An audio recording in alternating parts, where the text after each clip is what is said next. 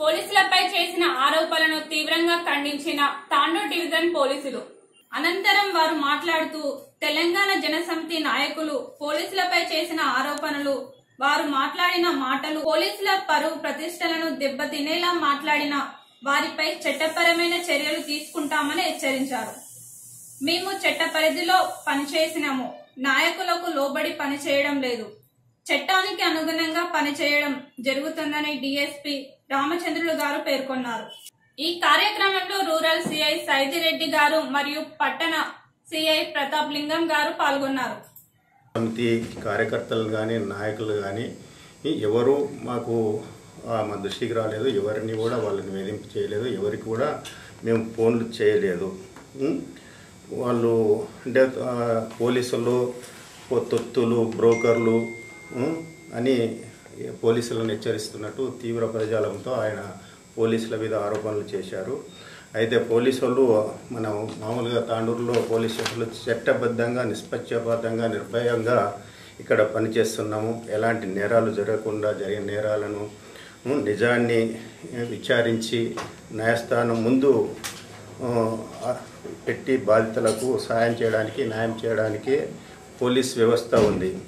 సమాజంలో శాంతి భద్రతలు కాపాడడానికి పోలీస్ వ్యవస్థ ఉంది. తెలంగాణ జనసమితి నాయకులు శ్రీశైల్ రెడ్డి గారు మీడియా సమావేశం పెట్టి ఈ నెల 30 తారీఖున మీడియా సమావేశం పెట్టి పోలీసులపైన తీవ్రమైన అభ్యంతరమైన పదజాలంతో మాట్లాడడము మేము ఇది ఖండిస్తున్నాము. పోలీసుల పరువు ప్రతిష్టకు భంగం కలిగించే ఈ విధంగా తెలంగాణ జనసమితి నాయకులు మాట్లాడితే సహించేది లేదు.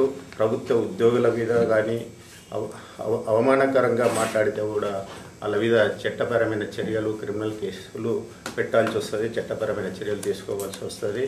ఇక ముందు అటువంటి ఆరోపణలు అటువంటి తీవ్ర పదజాలమైన మాటలు మాట్లాడితే మాత్రం చట్టపరమైన తీసుకుంటామని తెలంగాణ జనసమితి నాయకులైన శ్రీశైల్ రెడ్డిని హెచ్చరిస్తున్నాము. ఈ ఇష్యూ అనేది ఇంకొకటి ఇక్కడ మారేపల్లిలో జరిగిన ఇష్యూస్ అయితే వాళ్ళు విలేజ్ సెక్రటరీ ఇచ్చిన ఫిర్యాదు మేరకే పోలీసు వాళ్ళు కేసు నమోదు చేసుకున్నాం. కేసు నమోదైంది. తర్వాత వాళ్ళే అక్కడ ఉన్న ఆ విగ్రహాన్ని విలేజ్ సెక్రటరీ అతన్ని తీసి అంటే అక్కడ పర్మిషన్ లేకుండా ఆడ విగ్రహాన్ని పెట్టారు కాబట్టి రాత్రిపూట అది కూడా పర్మిషన్ లేకుండా పెట్టినందుకు అతను ఇచ్చిన పోలీసు ఫిర్యాదు మేరకు కేసు నమోదు చేసాం పెద్దేముల పోలీస్ స్టేషన్లో. దాన్ని ఆ విలేజ్ సెక్రటరీ దాన్ని తొలగించడం జరిగింది. దానిలో పోలీసుల ప్రమేయం ఏం లేదు.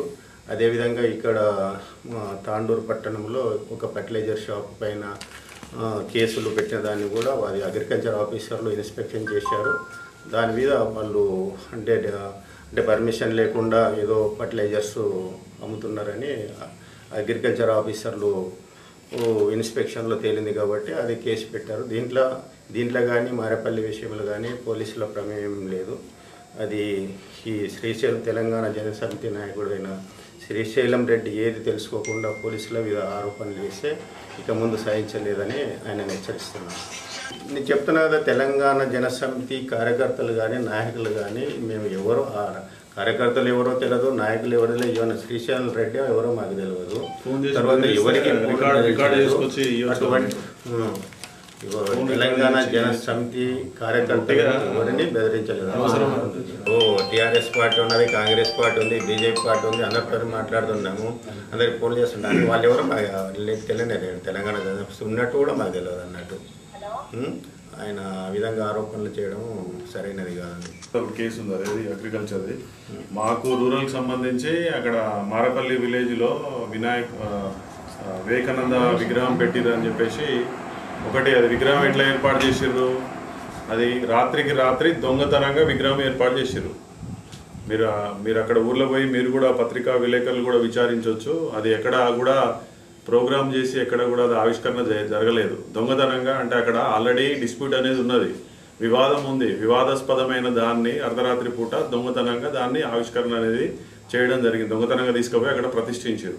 అట్లాంటి దానిపైన అక్కడ గ్రామ పంచాయతీ కార్యదర్శి అతను గ్రామంలో విచారించి దాని గురించి తెలుసుకొని వచ్చిన తర్వాత పోలీస్ స్టేషన్లో ఫిర్యాదు చేయడం జరిగింది.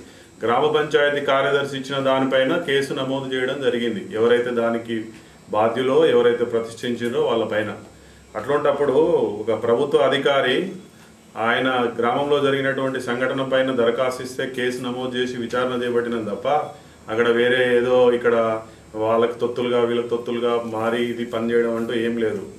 నిష్పక్షపాతంగా పనిచేయడమే పోలీసు యొక్క విధి, అంతే తప్ప అడ్డగోలు మాటలు, పోలీసులకు పరువు ప్రతిష్టకు భంగం కలిగే విధంగా మా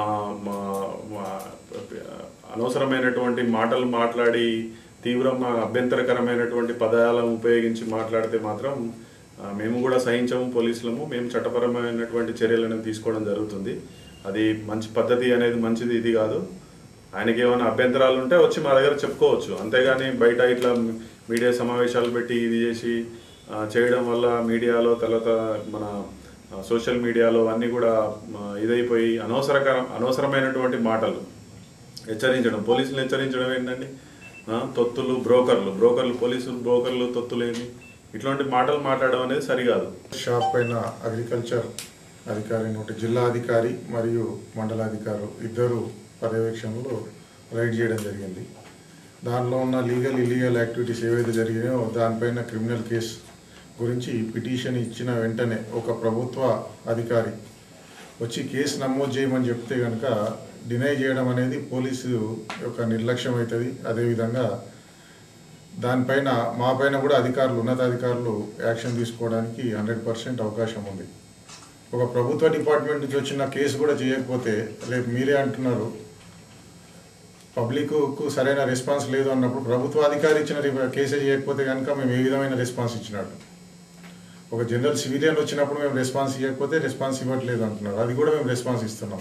ఒక గవర్నమెంట్ ఎంప్లాయీ వచ్చి అయ్యా ఇది తప్పు జరిగింది, దీనిపైన మీరు విచారణ చేపట్టండి అని ఒక పిటిషన్ ఇచ్చినప్పుడు పోలీస్ అధికారిగా కేసు నమోదు చేయడం తప్పు అనడం ఎంతవరకు భావ్యం? అది తప్ప. ఒకసారి వాళ్ళు అనేటప్పుడు ఆలోచించి పోలీస్ అధికారి చేసింది వాస్తవం అవాస్తవం, వాళ్ళకి ఎంతోమంది అడ్వైజర్స్ ఉంటారు, కనుక్కోమనండి. కనుక్కొని ఒక మాట అనే ముందు ఆలోచించంటే కనుక అందరికీ మంచిదని నేను భావిస్తున్నాను. ఆ విధమైనటువంటి కామెంట్లు చేయడం తప్పు. ఒక పోలీస్ అధికారిగా నా బాధ్యత ప్రభుత్వ డిపార్ట్మెంట్ నుంచి రెవెన్యూ కానివ్వండి, మున్సిపల్ కానివ్వండి, ఇరిగేషన్ కానివ్వండి, ఏ డిపార్ట్మెంట్ ఈవెన్ సివిలియన్ పబ్లిక్ ఒక సివిలియన్ వచ్చి ఇచ్చిన కేసు కాగ్నిజబుల్ కేసు ఉంటే కనుక నమోదు చేయడం నా బాధ్యత. అందులో భాగంగా ఆ కేసు నమోదు చేసి విచారణ చేపట్టడం జరిగింది.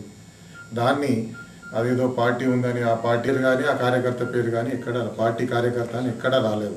ఒకవేళ ఆ విధంగా వచ్చినా అనుకోవడానికి తెలిసి చేసింది అనుకోవడానికి. కాబట్టి ఇలాంటి వ్యాఖ్యలు చేసే ముందు ఖచ్చితంగా ఆలోచించి ఒక పోలీస్ అధికారిని అనే ముందు ఆలోచించి మాట్లాడితే వారికి మర్యాదగా ఉంటుందని చెప్పేసి తెలియజేయడం జరుగుతుంది. తాండూరు పట్టణం మున్సిపల్ అధికారుల నిర్లక్ష్యం వల్ల బస్ డిపో ముందు మురుగునీరు ఏరులా ప్రవహిస్తుంది. డిపో మేనేజర్ మాట్లాడుతూ మున్సిపల్ అధికారులను సంప్రదించిన వారి నుండి స్పందన రాలేదు. ఈ మురుగునీరు సెక్యూరిటీ గార్డులకు తీవ్ర దుర్వాసన వెలువడుతుంది. వెంటనే అధికారులు స్పందించి పరిశుభ్రపరచాలని వారు పేర్కొన్నారు.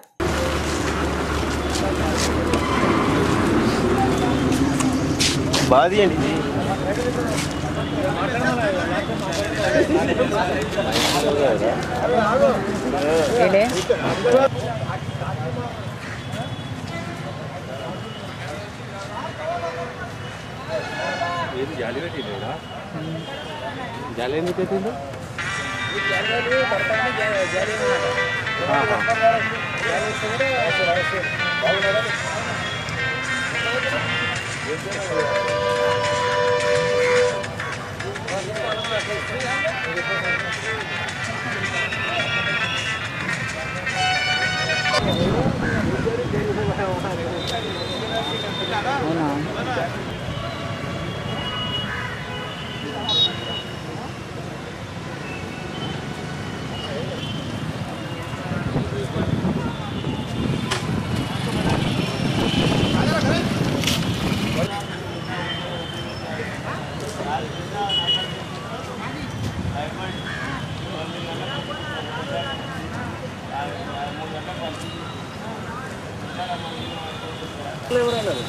దాని పొద్దున ఎన్ని గంటలకు వచ్చాయి ఎప్పుడు ఇంటర్వ్యూ అయినా వెళ్ళిపోతున్నాం.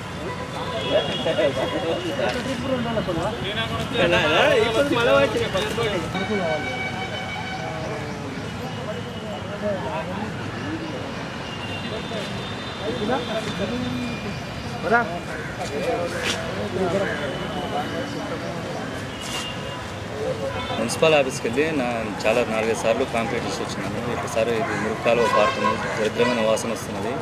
ఏంటంటే ఇటు డ్యూటీలు చేయలేకపోతున్నాము. నిలబడ్డా కూడా ఎవరో ఎక్కడి నుంచి వచ్చిన నీళ్ళు మాకు వాసన వస్తుందని చెప్పినా కూడా సార్ వాళ్ళు 3-4 సార్లు చెప్పినా కూడా సార్ వాళ్ళు ఏం పట్టించుకున్నారు. ఎవరినన్నా ఇద్దరిని పంపిస్తున్నారు, వాళ్ళు సరిగా చేయడం లేదు, ఏం లేదు. వాళ్ళు చేసినా కూడా సాఫ్ కావడం లేదు. అందు గురించి మాకైతే మురికి వాసనతో తట్టుకోలేకపోతాం. డ్యూటీలు కూడా సరిగా చేయలేకపోతాం. ఇక్కడ గేట్ దగ్గర వచ్చే అవకాశం ఉన్నది. ఇటు విషయంపై గట్టిగా మీరు చర్య తీసుకోగలమని తమతో కోరుతున్నాం. ఆల్రెడీ కమిషనర్ గారికి 2 సార్లు ఇవ్వడం జరిగింది అని చెప్పి ఇస్తే కమిషనర్ ఏమన్నారంటే బస్టాండ్లో ఒక కాలువ గురించి మాకు సంబంధం ఉండదు, బయట కాలువ అయితే మేము చూస్తామన్నాను. బస్టాండ్లో కాలువ అంటే మా ఆర్టీకి సంబంధించిన కాలువ కాదు, అది మొత్తం ఊరు బయట నుంచి వచ్చిన కాలువ. అది ఊరు మొత్తం కాలువ మొత్తం కంటిన్యూ ఫ్లో అవుతుంటుంది కాబట్టి దాన్ని చేయమని చెప్పి అడిగాను. చెప్తే 10 సార్లు చెప్తే ఒకసారి వచ్చి చేసిపోతారు, చేసిన నెక్స్ట్ డే మళ్ళీ జామ్ అయిపోతుంది. అది దయచేసి ఏంటంటే అది మొత్తం అసలు ఎక్కడ పోతుంది, ఎక్కడి నుంచి వస్తుంది మొత్తం కాలువ దాన్ని చెక్ చేసి నేను పర్మనెంట్ సొల్యూషన్ చూడాల్సింది కోరుతున్నాను. పెద్దమూల్ మండలం ఎంపీపీ వాణిశ్రీపై అవిశ్వాస తీర్మానం చేయాలని 11 మంది ఎంపీటీసీలు ఆర్డీఓ వేణుమాధవ్ గారికి వినతి పత్రం అందజేశారు. అనంతరం వారు మాట్లాడుతూ ప్రస్తుతం ఉన్న ఎంపీపీ భర్త అభివృద్ధి పనులను అడ్డుకుంటున్నాడు, కార్యక్రమాలకు ఆటంకం కలిగిస్తున్నారు. అందుకే ఎంపీపీని తొలగిస్తూ నూతన ఎంపీపీ నర్సమ్మను నియమించాలని వారు పేర్కొన్నారు.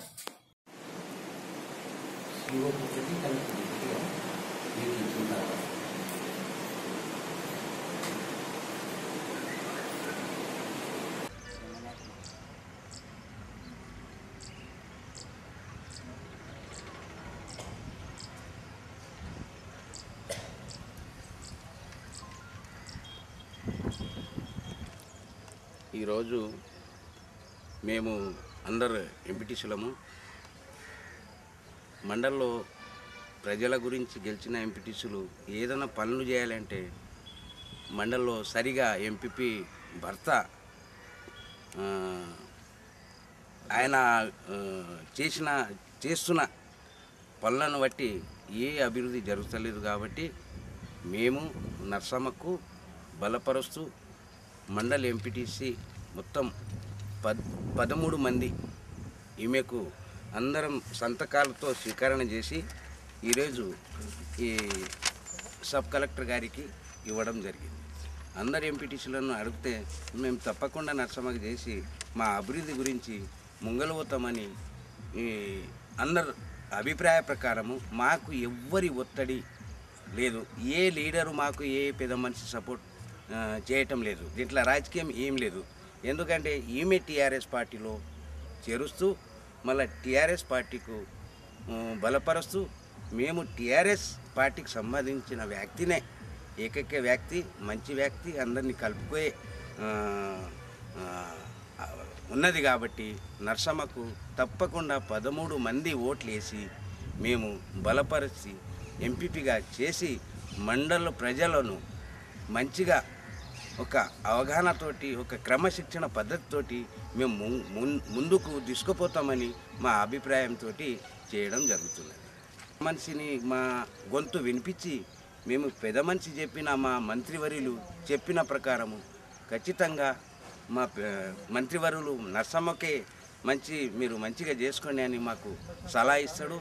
కాబట్టి మేము ఆయన మీద నమ్మి మా టీఆర్ఎస్ పార్టీని ఎవ్వరి ఒత్తిడి కాకుండా, టీఆర్ఎస్ పార్టీకి ఏ ప్రాబ్లం కాకుండా టీఆర్ఎస్ పార్టీతోటి మేము గెలిచినాం. కాబట్టి ఎవ్వరి రాజకీయ ఎవరితోటి మేము ఒక గ్రూపు తగాదాలు పెట్టి దానివల్ల దీంతో మేము ఇది చేయాలనే ఉద్దేశం కాదు, సేవ చేయాలనే ఉద్దేశంతో.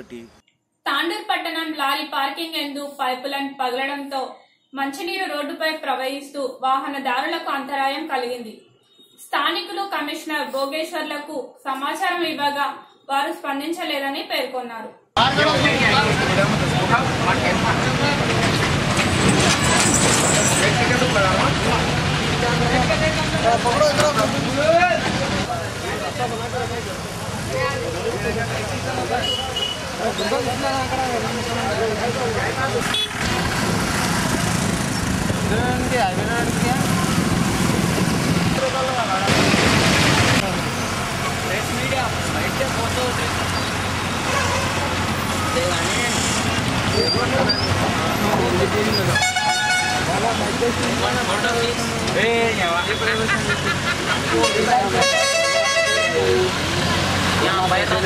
अरे अंदर फोटो तो मारो हमारी पेपर में डाल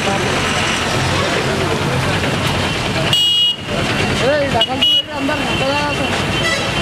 यार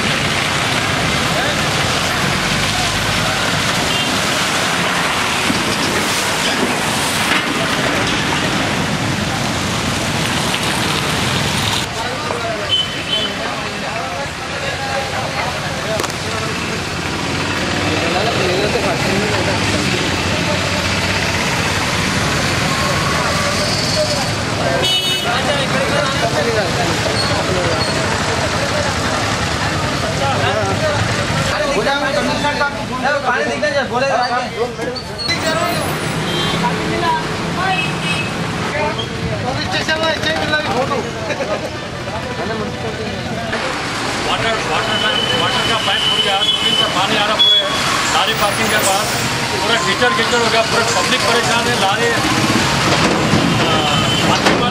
पार्किंग वाले परेशान है, कॉम्प्लेक्स वाले परेशान है, आलिशान होटल के पास। कमिश्नर को 2 दिन से टेलीफोन कर रहे, कमिश्नर किसको नहीं भेज रहा, ये वाटर वाल से पाइपान डाल रहे, बराबर काम नहीं कर रहे, उन्होंने पूरे कॉम्प्लेक्स वाले परेशान, पब्लिक परेशान हो रही।